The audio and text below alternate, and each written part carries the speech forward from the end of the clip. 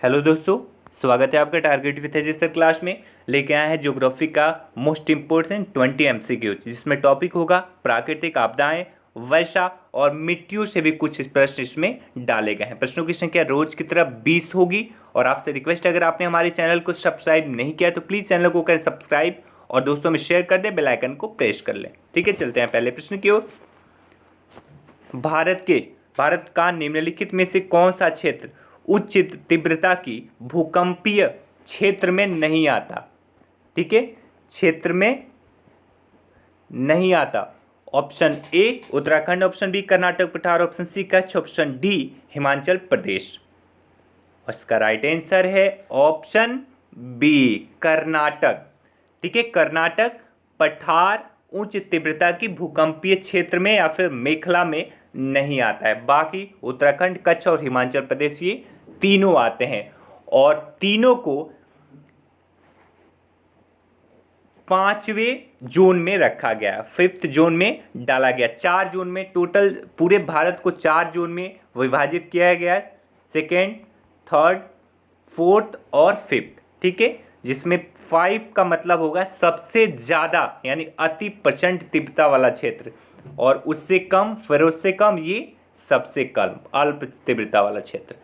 चलते हैं अगले प्रश्न की ओर। भारत को कितने भूकंपीय जोखिम अंचलों में विभाजित किया गया है? अभी हमने ऊपर देख ही लिया। Option A 5, option B 6, option C 4, option D 7।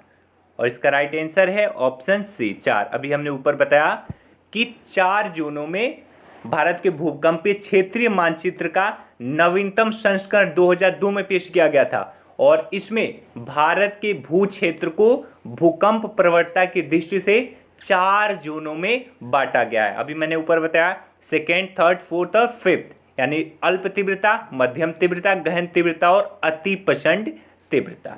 चलते हैं अगले प्रश्न की ओर। भारत का सबसे अधिक बाढ़ग्रस्त राज्य है? Option A Assam, option B Andhra Pradesh, option C Bihar, option D Uttar Pradesh. बहुत ही आसान प्रश्न है और इसका राइट आंसर है ऑप्शन सी बिहार। बिहार भारत का सर्वाधिक बाढ़ग्रस्त राज्य है। चलते हैं अगले प्रश्न की ओर। उत्तर प्रदेश के निम्न में से कौन सा क्षेत्र सर्वाधिक बाढ़ प्रभावित है? ऑप्शन ए पश्चिमी क्षेत्र, ऑप्शन बी पूर्वी क्षेत्र, ऑप्शन सी मध्य क्षेत्र, ऑप्शन डी उत्तरी क्षेत्र। और इसका राइट आंसर है ऑप्शन बी पूर्वी क्षेत्र। उत्तर प्रदेश में बाढ़ प्रवण क्षेत्रों में उच्च बाढ़ प्रवण, मध्य बाढ़ प्रवण एवं निम्न बाढ़ प्रवण क्षेत्रों में विभक्त किया गया है। उच्च बाढ़ प्रवण क्षेत्र में उत्तर प्रदेश के कुल बाढ़ प्रवण क्षेत्र का 48% आता है। उच्च बाढ़ प्रवण क्षेत्र उत्तर प्रदेश के पूर्वी क्षेत्र को कवर करता है, ठीक है, या आच्छादित करता है। चलते हैं अगले प्रश्न की ओर। भारत के निम्न मिट्टियों में से कौन बेसाल्ट लावा के अपक्षय के कारण निर्मित हुआ है?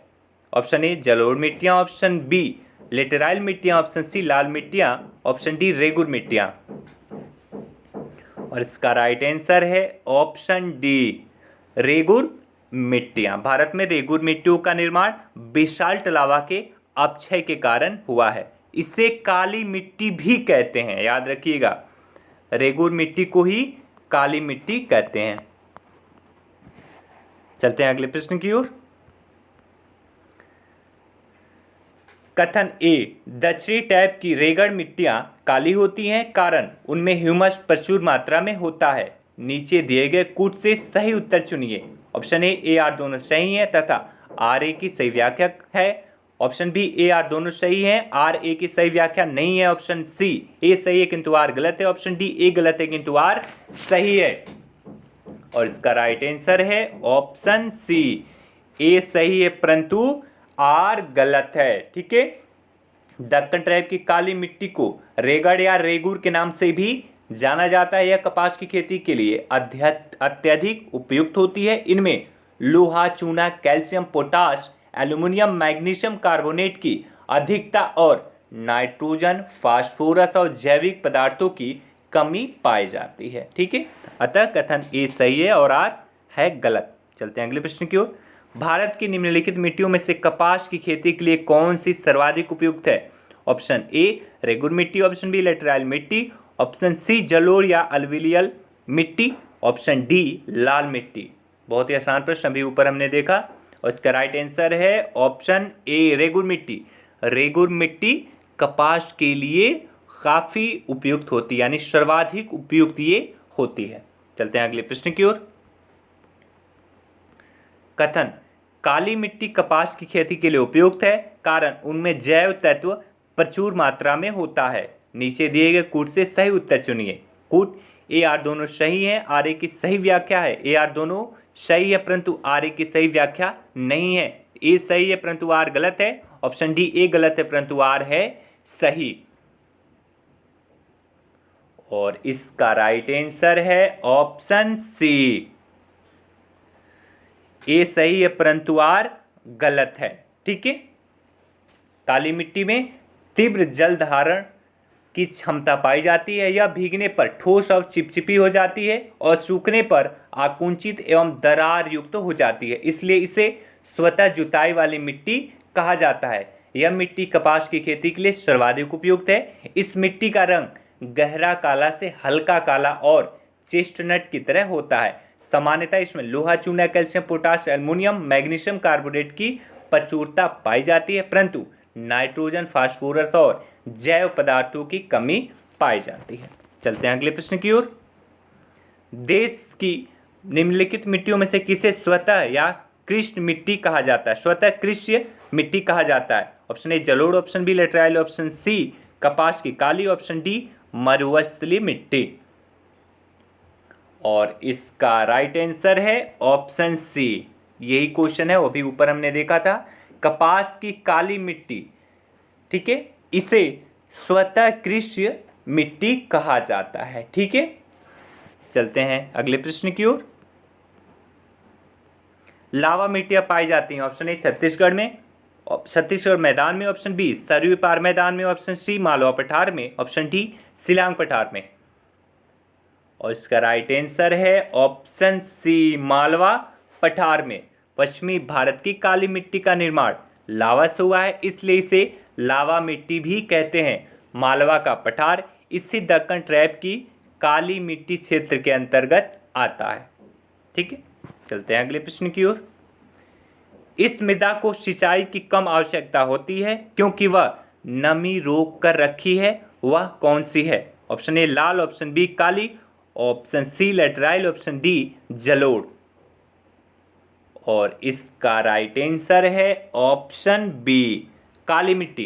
काली मिट्टियों में तीव्र जल धारण क्षमता पाई जाती है। यह भीगने पर ठोस व चिपचिपी हो जाती है तथा सूखने पर आंकुचित एवं दरार युक्त हो जाती है, इसलिए इसे स्वतः जुताई वाली मिट्टी भी कहा जाता है। इन्हें सिंचाई की कम आवश्यकता होती है।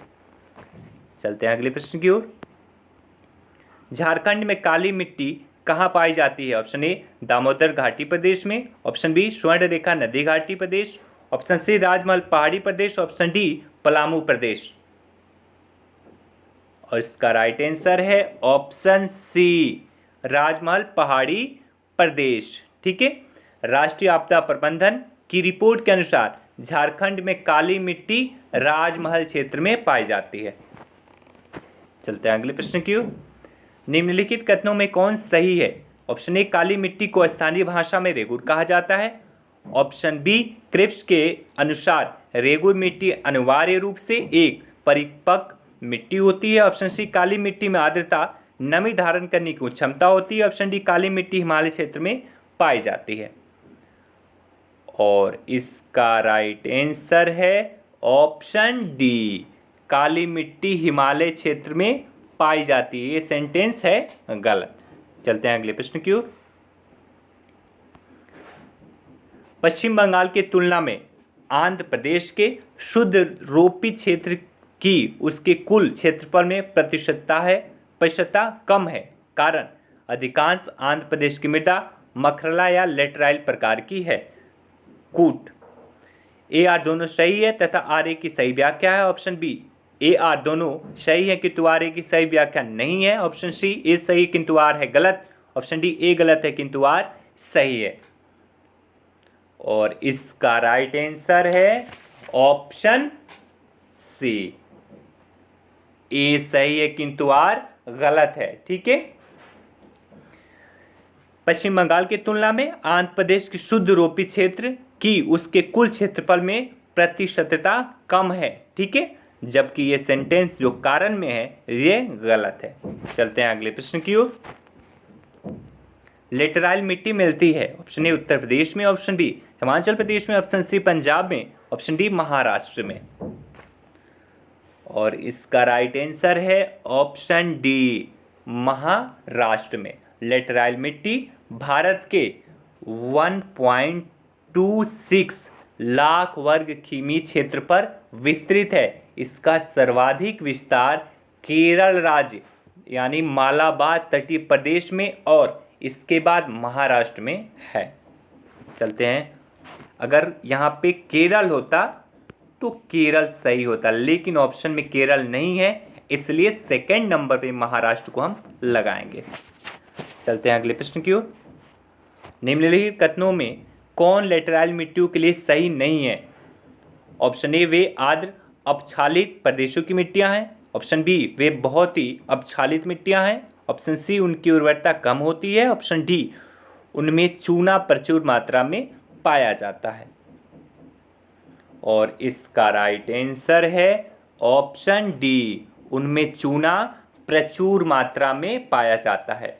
लेटराइल मिट्टी में नाइट्रोजन, फास्फोरस अम्ल, पोटास, चूना और कार्बनिक तत्वों की कमी पाई जाती है। ठीक है, इसलिए option D is the right, ये गलत है। चलते हैं अगले प्रश्न की ओर।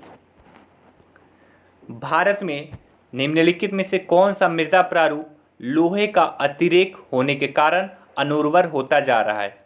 ऑप्शन ए मरुस्थलीय बालू, ऑप्शन बी जलोढ़, ऑप्शन सी पाटजोलिक, ऑप्शन डी लेटराइट। और इसका राइट आंसर है ऑप्शन डी। ठीक है, उपयुक्त मिट्टियों में से केवल लेटराइट में ही लौह ऑक्साइड पाया जाता है। स्पष्ट है कि लेटराइट मृदा लोहे के अतिरिक्त होने के कारण या अत्यधिक होने के कारण अनुर्वर होता जा रहा है।